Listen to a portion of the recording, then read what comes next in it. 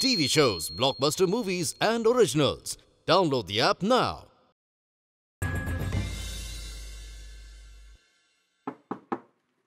Come in.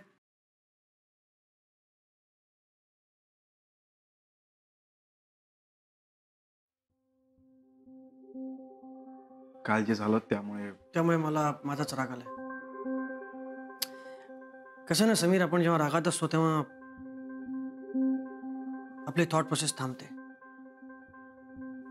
काल नुसतं झापणच सुरू होतं. मी कंट्रोल करू नाही शकलो. मला वाटलंच होतं म्हणून मी बोललो. आणि बरं झालं तू मला मीराला बोलण्यापासून थांबवलंस. रागाच्या भरात जर का मी तिला हर्ट होईल असं काही बोललो असतो तर आमचं रिलेशन खराब झालं असतं कदाचित.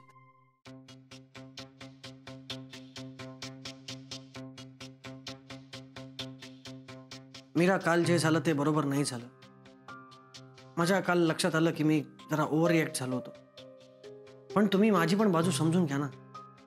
तिथे अचानक असं काहीतरी घडलं, एक अशी सिच्युएशन क्रिएट झाली ज्यामुळे. हो, ऍक्च्युली आम्ही बिथरलेलो होतो म्हणून लगेच तिकडे गेलो. मला काही न कळवता. Come on guys, understand my situation. काय हो, बाहेर जाणार होतात ना, गेला नाहीत अजून घरीच? हो, कॅन्सल झालं माझं. पण तू म्हणत असशील तर जातो. जाऊ का आता? जाऊ. काय हो, सारखी तिरकी उत्तर द्या माझ्या प्रश्नांना. तिरकं काय नाही, नॉर्मल बोलणंय माझं. कमाल झाली आहे लता. इतकी वर्ष झाली आपल्या लग्नाला, तो अजून ओळखत नाहीस मला. जाऊ दे, ते द्या सोडून. मला समीरचं टेन्शन आलंय. तो काय आयुष्यभर असा एकटाच राहणार आहे का? यावर आपलं बोलणं झालेलं आहे. हो, पण फक्त आपण बोलून काही फरक पडणार आहे का? तेच म्हणतोय मी. अहो, मग तुम्ही समीरशी एकदा बोला ना. मीरा काय त्या रजनीशशी लग्न करेल सुद्धा. राणे काय पैसेवाला जावई सोडणार आहे? पण आपला समूह तो एकटाच राहील आयुष्यभर. त्याचं त्याला कळतं बरोबर.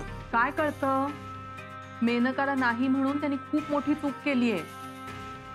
आणि तुम्ही त्यावर त्याला काहीही बोललेले नाहीये.